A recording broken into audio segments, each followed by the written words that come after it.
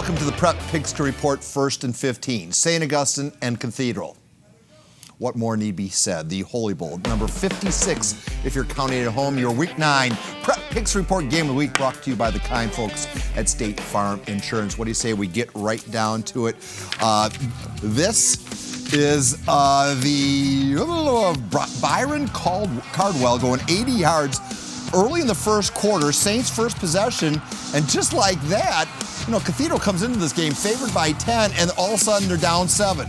Moments later, Angelo Peraza finds Jaleel Tucker, 24-yard hookup, and just like that, Cathedral is down by 14. Second quarter, and Davion Watson takes the handoff, goes was that a handoff or a pitch? Breaks one tackle, breaks a second tackle, gets in, sets up a 31-yard field goal. At the break, St. Augustine is leading 14-6. Burt Grossman with the halftime interviews. Coach, give me a 30-second Cliff Notes. What are you going to tell your team at halftime? I'm going to tell our team that Cathedral Catholic is really good at adjusting. So they're going to come back with a really good halftime game plan. So we got to make sure that we're doing the same thing as coaches. And then tell our kids just to keep playing hard, which shouldn't be a problem in this game. Really proud of the guys the way they started. All right, good luck, Coach. Coach, real quick, tell us what you told your team at halftime. We made a lot of mistakes in the first half, and we can't make those in the second half. If we don't make them, we'll be all right. Good luck, Coach. Now that is informative stuff. Thank you, Bert. Third quarter, and this, a big play. DJ Ralph running with the ball. You don't want your quarterback running, especially when he breaks his collarbone, or at least that's what we think. More on that in a moment. A little while later, Davion Watson takes, I guess it's kind of a it's a long handoff, actually a pitch, and he goes 48 yards to cut the St. Augustine lead to 14-12. Third quarter, St. Augustine punting. This is Deshaun Swafford, and he'll go 40 yards. It'll set up a Watson 1-yard touchdown run, and Cathedral takes a 20-14 lead. Fourth quarter now, Colmenero in at quarterback for St. Augustine, and Swafford with the interception right there. And a little while later, Watson on that little, we're going to find out what that play is called in a little bit. 28-14 Cathedral, and then Watson from 30 yards out. All he did was rush for 278 yards. That and a little more of your standard wing T jet sweep type stuff. Watson, 270-some odd yards rushing. Cathedral had 241 yards in the second half alone. Show me the final score. 35-14 Cathedral on top. Let me introduce San Diego Strike Force head coach and one of the leading opinion makers of our time, Mr. Burt Grossman. Thank you for having me. Your initial impressions. You picked the game correctly. I did, but I was shocked in the beginning. Saints is a notoriously slow starter. I think it's heard him before. They jumped out on him. The thing that got me is Cathedral's always the same. I mean, they never panic. You go to their sideline, you don't know if they're up or down. They just do what they do, and they do it well. Play of the game as seen by Mr. Burt Grossman. I would say, it was two from the same guy. It was either the punt return or the interception at the end. I think they had just taken the lead, and Saints had to come back. This was early in the fourth quarter, and that just took all the momentum out of them and just killed them.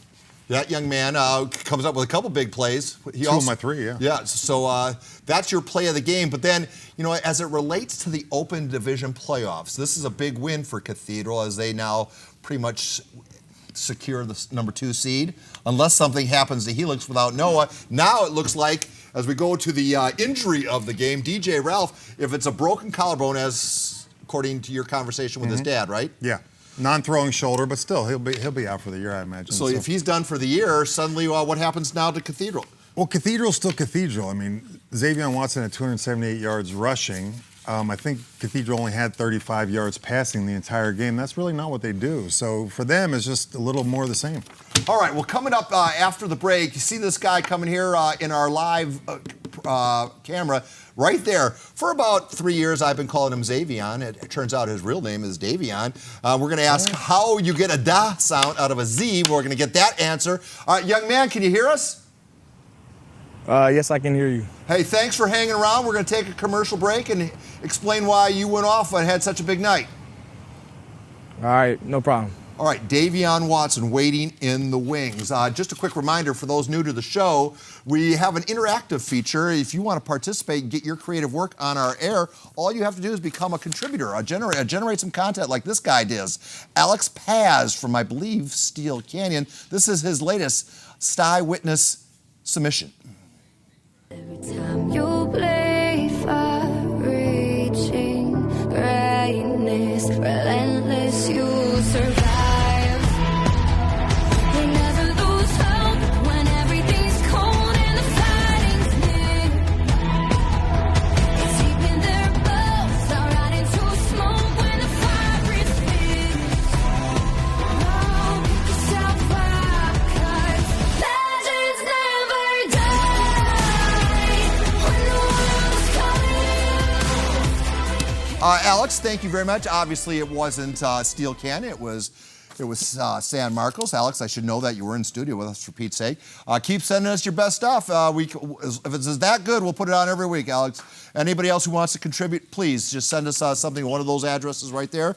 If it's good enough and we put it on the air, you win fabulous PPR gear. Last week, the Santana Sultans upped their record at 8-0 and in the process won the Mayor's Cup for the first time in 8 years.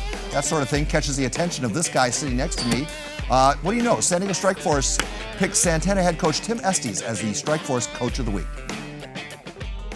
Me personally, it's one of the best wins I've had my whole career as a coach. And even though I was the DC in 2011 when it happened, this one was really kind of cool as the head coach. First time I beat him as a head coach, and I've only beat him a total of 4 times since I've been coaching. So this is outstanding. Hi, boy. The kids were kissing it. They were holding it. They all wanted it. It was the best feeling I think they've ever had. It was just a great game. It was fun. The whole atmosphere was awesome. There was a ton of people. I probably haven't seen that many people here ever. Well, to the victors go the spoils, and the entire Santana Sultan team will be attending a Strike Force game later this year at the benevolence of the Strike Force. Congratulations to Coach Estes. And that's going to be cool. You're going to have a bunch of high school kids checking you guys out this evening. I can't wait. Are you going to come? Yeah. Come on. Who was your biggest fan last year? You. All right. Without The doubt. Student Athlete Spotlight comes to you every week on the All Sports Report. It can be seen weekly Thursday nights. Allison Edmonds with an excerpt from a story on Trevor Foon. The Prep Picks and Report will be right back.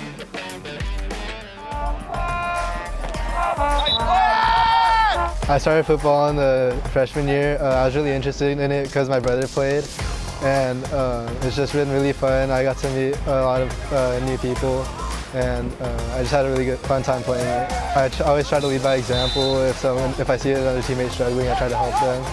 I just always try to keep everything positive. I've always had good grades and stuff, and I'm just kind of used to doing everything the right way, and it's just a habit for me to do all my work on time and keep everything balanced in my life balance.